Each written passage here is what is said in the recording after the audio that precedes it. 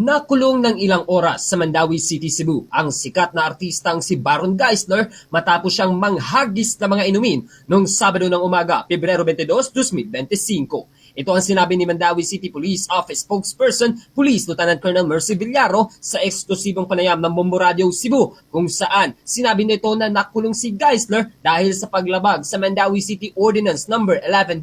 11-2008-434 o excessive drunkenness o kalasingan na mismong ang kanyang mga bayaw ang nagpaaresto sa kanilang lugar dahil sa panghahagis ng aktor. Gayunpaman, ang paglabag ni Geisler sa ordinansa ay isa lamang misdemeanor na may multang 500 pesos. Agad naman itong binayaran ng kanyang misis ang multa matapos makulong ang aktor ng makalipas ng iilang oras at nang makabalik siya sa kanyang tahanan sa Mandawi City, Cebu. Early in the morning, February 22, etong mga relatives and mga in-laws ni Baron tumawag sa office asking for assistance kasi ito daw si Baron ay nagwala daw kasi nakainom. So, nag-start yung inuman nila night before until ng kumagahan. Then, nagwala. Tumawag sila ng police. Ating napakinggan si Police Lieutenant Colonel Mercy Villaro, ang tagapagsalita ng Mandawi City Police Office. Mula rito, sa lungsod at lalawigan ng Cebu, ako si Bombo Ken Apor